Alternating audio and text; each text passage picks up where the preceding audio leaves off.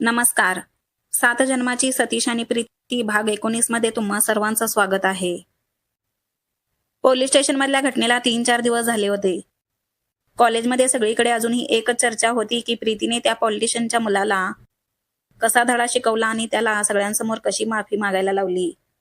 कॉलेजमध्ये सगळ्यांच्या नजरेत प्रीती आता हिरो होती. कॉलेजमध्ये कुठं जाईल तिकडे फक्त प्रीती प्रीती आणि प्रीतीचंच नाव घेतलं जात होतं. पण सतीश मात्र आतून तुटलेला दिसत होता. सतीशला खरं तर खूप पश्चाताप झाला होता की त्या दिवशी त्याने प्रीतीला साथ दिली नाही, खरी मैत्री निभावली नाही. प्रीतीला तो पाठीमागे खेचत होता आणि तरीही तिनं एकटीने इतका मोठा लढा जिंकला. आता त्याला वाटत होतं मला तिच्यासोबत उभं राहायला हवं होतं. त्याला तिच्याशी सगळं बोलायचं होतं, मन मोकळं करायचं होतं. मला सांगायचं आहे की प्रीती, मला तुझा खूप अभिमान वाटतो, पण मी तुला साथ दिली नाही याचा मला पश्चाताप होतोय. मला माफ कर. पण ते बोलणं शक्यच होत नव्हतं. क्लासरूममध्ये तर बोलणं शक्य नव्हतं आणि बाहेरही प्रीती नेहमी तिच्या मैत्रिणींच्या गराड्यातच असायची. कॅन्टीनमध्ये केतकी मनाली सोबत, लायब्ररीत नीताबरोबर आणि कॉरिडॉरमध्येही सतत कुणीतरी तिच्यासोबत असायचंच. कॉरिडॉरमध्ये, कॅन्टीनमध्ये, लायब्ररीत सगळीकडे सतीश तिला शोधायचा. पण प्रत्येक वेळी प्रीती त्याच्याकडे फक्त नजर टाकून शांतपणे पुढे निघून जायची. जणू त्याच्याशी बोलायचं ठरवून टाळत होती. आणि त्या शांततेतूनच सतीशला जाणवलं होतं की हीच खरी शिक्षा आहे माझ्यासाठी. पण तरीही एक दिवस मला तिच्याशी बोलायलाच हवं, नाहीतर हा पश्चाताप आयुष्यभर राहील. प्रीतीलाही सतीश तिच्या मागे फिरतो याची पूर्ण जाणीव होती. तिला कळत होतं की त्याला पश्चाताप झालाय, पण तिच्या मनात दुसराच विचार होता. सतीश, ज्याला मी स्वतः मैत्रीचा हात दिला होता, जो माझा चांगला मित्र आहे असं मला वाटत होतं, त्याने खरं तर काय केलं? त्याने आपली मैत्रीही निभावली नाही आणि संकटावेळी मला साथही दिली नाही. खरी वेळ आली तेव्हा तो मागे सरकला. मग आता मी का पुन्हा स्वतःहून पुढे जाऊ? अशीच असते का मैत्री? असं प्रीती मनात विचार करत असते. म्हणूनच प्रीतीने ठरवलं होतं, यावेळेस मी काहीच बोलणार नाही. जर त्याला खरंच आपली मैत्री महत्वाची वाटत असेल, तर त्यानेच माझ्याशी बोलायला यायला हवं. दोघांच्या मनात भावना सारख्याच होत्या. एकाला पश्चाताप तर दुसरीला अपेक्षा. पण दोघांमध्ये मात्र फक्त शांतता होती. असं करत दिवसावर दिवस गेले. क्लासमध्ये, कॉरिडॉरमध्ये, कॅन्टीनमध्ये दोघे एकमेकांना रोज पाहायचे. पण शब्द मात्र कुणाच्या तोंडून निघत नव्हते. वातावरणात एक अजब शांतता पसरली होती. यांचा अबोला आता सर्वांना जाणवू लागला होता. सगळ्यांना वाटायचं की दोघांमध्ये काहीतरी मोठं भांडण झालंय. पण प्रत्यक्षात भांडण नव्हतं, फक्त न बोललेले शब्द, मनात साचलेला पश्चाताप आणि अपेक्षा होत्या. एके दिवशी दुपारी क्लास सुटल्यानंतर प्रीती कॉलेजच्या बागेत एकटीच बाकावर बसली होती. झाडांच्या सावलीत शांत वारा वाहत होता. प्रीतीच्या डोळ्यात थोडं एकटंपण जाणवत होतं. तेव्हाच कॉरिडॉरमधून चालत असलेल्या सतीशचं लक्ष प्रीतीवर जातं. सतीश क्षणभर थांबतो. त्याच्या मनात विचार येतो, हीच ती संधी आहे, नाहीतर पुन्हा कधी जमेल की नाही माहीत नाही. क्षणाचाही विलंब न करता तो पळतच तिच्याकडे गेला. प्रीतीने वर बघितलं. तिच्या चेहऱ्यावर आश्चर्य आणि हलकंसं हसू आलं. सतीश थोडा धापा टाकत तिच्यासमोर उभा राहिला आणि अगदी थेट मनापासून म्हणाला, काय यार प्रीती, किती दिवस झाले. मला तुला एकदा सॉरी तर म्हणू दे. खरंच मला खूप वाईट वाटतं की त्या दिवशी मी तुझ्या पाठीशी उभा राहिलो नाही. मी आपली मैत्री निभावली नाही. पण मनापासून सांगतो, त्या दिवसापासून दररोज मला स्वतःचाच राग येतोय. प्रीती त्याच्याकडे शांतपणे बघत होती. तो पुढे म्हणाला, तुला माहितीये का, मला तुझा किती अभिमान वाटतो. तू ज्या धाडसाने रँगिंगचं प्रकरण हाताळलंस, खरंच तुझ्यामध्ये खूप हिंमत आहे. तुझ्यासारखी मैत्रीण मिळणं हीच माझ्यासाठी खूप मोठी गोष्ट आहे. इतकं बोलून तो थोडासा थांबला. त्याचे डोळे प्रामाणिक होते, आवाज भावनांनी भरलेला होता. मग हलक्या हसऱ्या चेहऱ्याने त्याने सॉरी म्हटलं आणि पुन्हा हात पुढे केला. प्रीती, एकदा पुन्हा मैत्री करशील ना माझ्याशी? यावेळेस मी कधीही तुला एकटी पडू देणार नाही, वचन देतो. काही क्षण प्रीतीने त्याच्या डोळ्यात डोळे घालून पाहिलं. त्या नजरेत तिला पश्चाताप, प्रामाणिकपणा आणि खरं मन दिसलं. हळूहळू तिच्या चेहऱ्यावर गोडसं हसू उमटलं आणि तिनंही हात पुढे करून त्याच्या हाताला हात दिला. दोघंही क्षणभर गप्प राहिले, पण त्या मौनात सगळं बोललं गेलं होतं. दोघांचे हात पुन्हा मिळाल्यावर सतीशच्या मनावरचं ओझं हलकं झालं. तो आता एकदम मोकळा झाला होता. किती दिवसाचा ताण एका क्षणात निघून गेला होता. सतीशच्या चेहऱ्यावरही हलकंसं समाधान झळकत होतं. प्रीती आणि सतीश बाकावर बसले आणि दोघंही मोठ्याने हसत गप्पा मारायला लागले.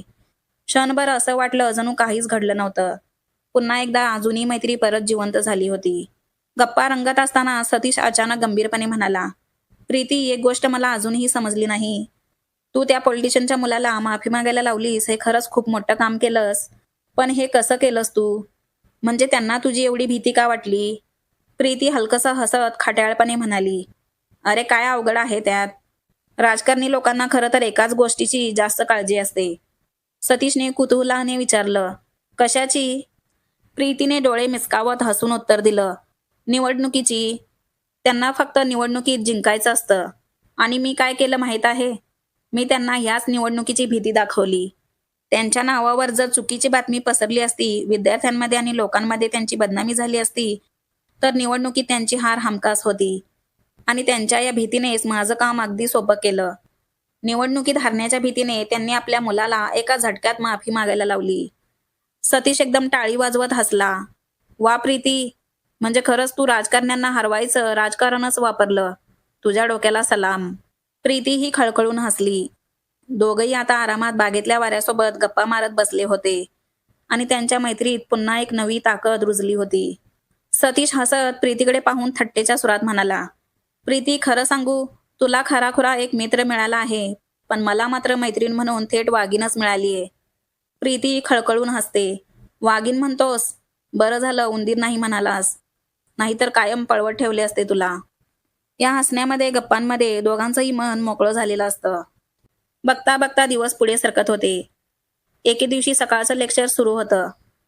क्लासमध्ये सगळे विद्यार्थी थोडे निवांत मूडमध्ये होते. पण जोशी मॅडम बोर्डावर काहीतरी लिहून म्हणाल्या, तर विद्यार्थ्यांनो लक्षात ठेवा, अजून फक्त महिनाभराचा अवधी उरलाय. त्यानंतर तुमच्या पहिल्या सेमिस्टरची परीक्षा सुरू होईल. आता खेळ, गप्पा, मजा सगळं थोडं बाजूला ठेवून अभ्यासाकडे लक्ष द्या. हे एक तास कॉलेजचं वातावरण एकदम बदललं होतं. कॅन्टीनमध्ये दुपारच्या ब्रेकला सगळे एकत्र जमलेले असतात. हातात गरमागरम वडापाव, चहा घेऊन टेबलवर गप्पा सुरू असतात. पण आज चर्चा फक्त आणि फक्त परीक्षेवरच सुरू असते. अगं, मी तर ठरवले की संपूर्ण सिलेबस प्रिंट करून माझ्या खोलीच्या भिंतीवर चिटकवणार. एक जण मोठ्या उत्साहात म्हणतो. त्यावर लगेच दुसरा हसत म्हणतो, अरे मग झोपेतून उठल्यावर तुझ्या स्वप्नात सुद्धा प्रश्नपत्रिका येईल. हे ऐकून सगळे हसतात. सोनाली पटकन मध्येच बोलते, माझं काही खरं नाही. मी तर रोज 5 मिनिटं पुस्तक उघडते आणि 10 मिनिटं मोबाईल स्क्रोल करते. सगळे टेबलवर पोट धरून हसतात. पहिल्या सेमिस्टरच्या परीक्षा जवळ आल्यामुळे सगळीकडे अभ्यासाचं वेळ चढलं होतं. लायब्ररीत जागा मिळणं कठीण झालं होतं. कॉरिडॉरमध्ये, कॅन्टीनमध्ये, अगदी बागेतही सगळीकडे विद्यार्थी गटागटाने बसून नोट्सवर, रिव्हिजनवर चर्चा करत होते. जणू प्रत्येकजण आपापल्या जगात तणावाखाली डुबला होता. अशातच एक दिवस कॉलेजच्या नोटीस बोर्डावर मोठं पोस्टर लावलेलं दिसलं. पुण्यातील सर्व कॉलेजांचा मिळून एक भव्य डान्स कॉम्पिटिशन आयोजित करण्यात आला आहे. या स्पर्धेत पुण्यातील सर्व कॉलेजमधील विद्यार्थी सहभागी होऊ शकतात.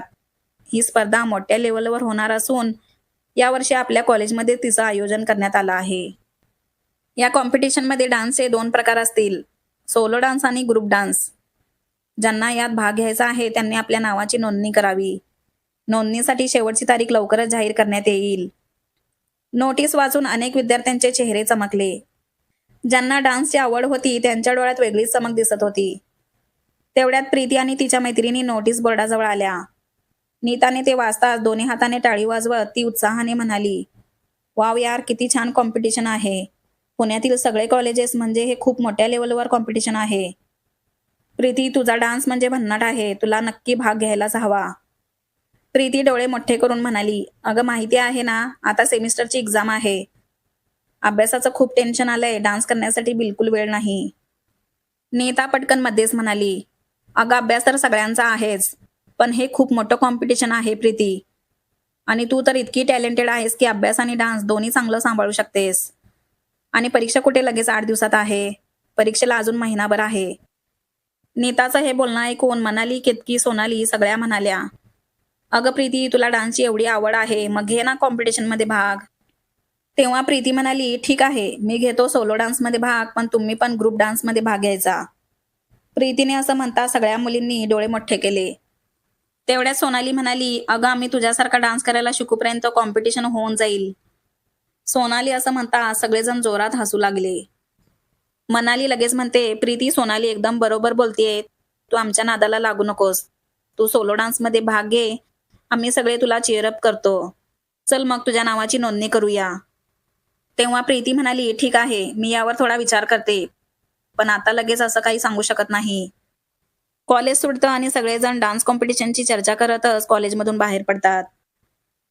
तुम्हाला काय वाटतंय, प्रीती डान्स कॉम्पिटिशनमध्ये भाग घेईल का? तुम्हाला काय वाटतं हे मला कॉमेंट करून सांगा. तोपर्यंत या भागासाठी एक लाईक आणि चॅनलला सबस्क्राईब करा.